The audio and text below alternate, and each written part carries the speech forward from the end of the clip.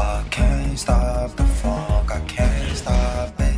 I can't stop the funk, I can't stop it. I can't stop the funk, I can't stop it. I can't stop the funk, I can't stop it. Yo, it's your boy Kenji, man, and I'm back with another movie review.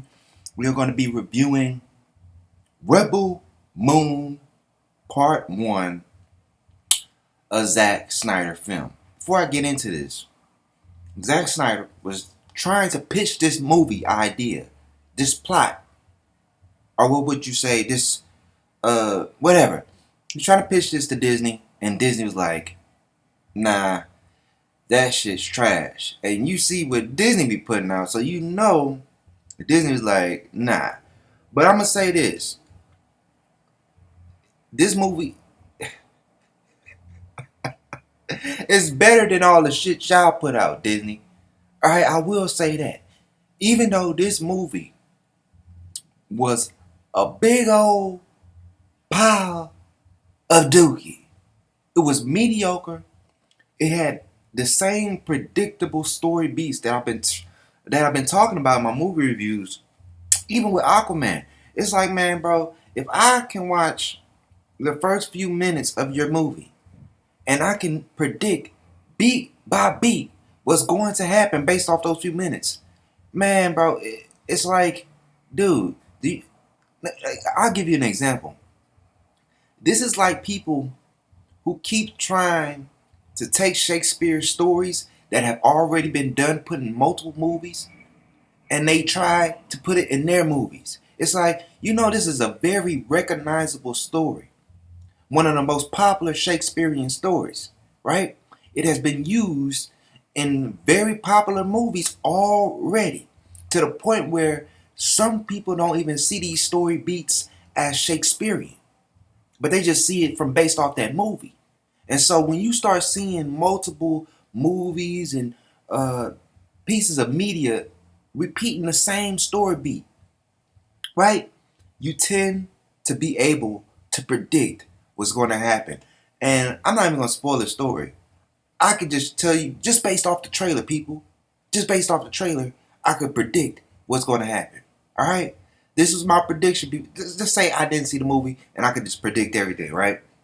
Female protagonist who used to be a part of the Empire that was taking everybody out, right?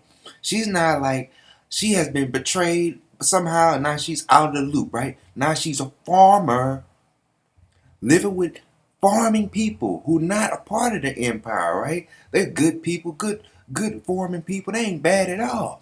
And then the Empire pulls up. She tries to warn them. They don't listen. The Empire fucks them up, and now she has to be convinced to help them, even though she already warned them, right? And now she's helping them. But now here's the next story beat. She gets a rag team group of people who share interests in being enemies of the Empire, right? Basically, right? And so they fight the Empire. Oh, but one of the people that she picked up, oh, yeah, he ends up betraying them. Oh, like we ain't say, I know that. That nigga, he was the only one who didn't have a reason to hate the Empire. So you just like, okay, he the only one in this ragtag team that really don't have an interest in really having no bad blood with the Empire. All he cares about is money. You could tell this dude is going. I'd have been like, man, this dude is going to betray us. It's the same shit that happened in Star Wars, right? And the last one with the what's the dude that played off what's the movie? Fuck it, man. Y'all know what I'm talking about. Just look it up. It's the same story beat, and then they somehow end up getting out of that situation and stopping the Empire. But it's part 1, people. It's gonna be a part 2. I mean, I seen this, and they even had the Star Wars canteen scene when you go, the cantina scene where you see all the different aliens at the bar and all this. I'm thinking like, how many times is we gonna see this. Like, there's so many Star Wars references. I'm thinking, like, boy, he wanted this movie to be a Star Wars movie for real. And the exposition, when they're instead, it's, I can't stand that, bro. That is directing 101. Bro, show me. Do not tell me. All right? Show me that person's. All right? Show me the person, what his abilities is, what his past. Show me. Don't be telling me. And then, when they do show you somebody's past, it just seems like a montage of randomness. You're like, where are they? Who are they fighting? They just fight somewhere running. I'm like, who is this, a real battle? Or is this just a way to show this, to make it seem like you're not showing exposition, but at the same time you're not actually putting your all into it? I hate flashbacks like that, bro. I do not like flashbacks that shows randomness going on. You don't know what the fuck going on. You don't know what's going on. All it's telling you, okay, she used to be a soldier. Okay, at least tell me what battle this is, who she's fighting. I mean, come on. Come on, don't just be showing me randomness. I'm bored. And the fight scenes are the most boring fight scenes of all time. And you know why? First of all, Zack Snyder and his slow motion shit and all his loud noises that he keep making during the fight scenes. I'm thinking, like, I don't think it's supposed to be that loud. Because as you watching this fight, you're watching a small 5'5", under 120 pounds, throwing grown ass men. Not only are they men, they're trained soldiers. She's just throwing them around. I'm thinking, like, would somebody just shoot this bitch? Bro, just shoot her. She's not moving that fast, bro.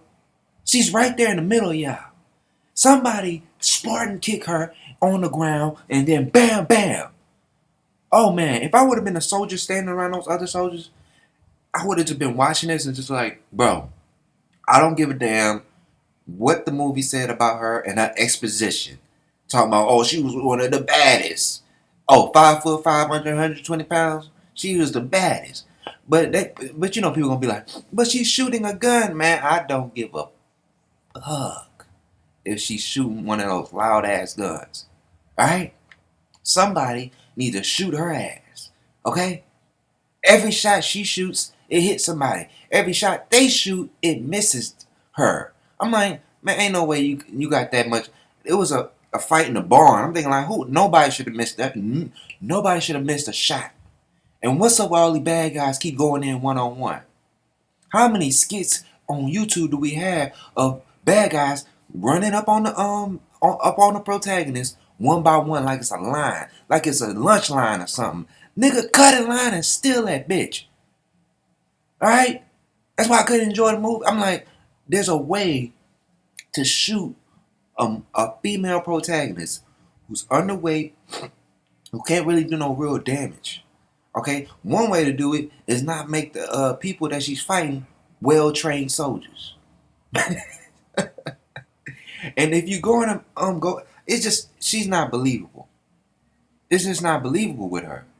It's certain female characters, when they make them badass and you see them, it's just like, oh, it's believable with you. You're not too small. You look like you could actually come out here and do this, right?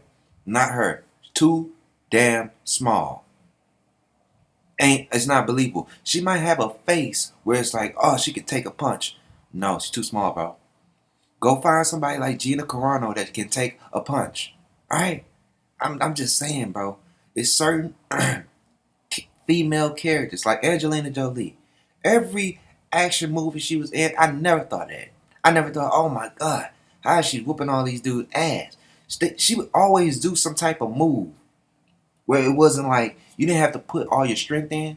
She would do some shit where she'll jump up around you, put her legs on your shit and twist you around. You'd be like, okay, I can see a woman who's athletic, probably been in gymnastics her whole life, being able to pull that move off. But when you out here just, and I'm just like, I don't believe it. I don't believe you. I don't believe it, man. So People like Zack Snyder need to learn how to stop making mediocre action scenes. Stop making predictable story beats that we have seen in popular movies over and over again. We tired of it, nigga. We know most of this shit come from Shakespeare. Alright? If you ain't read Shakespeare, I don't know what you're doing. Go read Shakespeare and just be like, damn, all these movies is plagiarizing this nigga, man. God, you telling me my favorite movies of all time is coming from Shakespeare stories, bro? It gets to the point where you're like, damn, man, what is Hollywood? Where's Hollywood's originality? You're stealing from a dead man, man. All right? You're stealing from a dead man. He like, man, I can't believe this shit. But that's besides the point. And the last thing you got to stop doing, Zack Snyder and everybody else in Hollywood, if you're going to get a female protagonist, get one where when I see her do action scenes, right, it's not slow. It's not slow. Where to the point where I'm looking at her like, damn, I could keep up with her, bro. She's slow. You know what I'm saying? They're not athletic. You know what I'm saying? This woman doesn't. And let me say this too. Why don't women train how men train for their roles? You know what I'm saying? Start working out. That way, when you're in these action scenes, it's not just for the look, people. Where it's like, oh, I want to see a ripped woman. No, it's also for your action scenes where you're moving fast, your reflex time. I'm looking at all that throughout the movie, and I'm saying, bro, I could have whooped this woman, man, with no gun, just a knife. All right, it would have been easy. All right, as she whooping all you other motherfuckers, and I would have been like, okay, y'all running one on one. I'm gonna wait till she grab one of y'all in front, and I'm gonna come up behind her. Kapow! It's just it don't make no sense.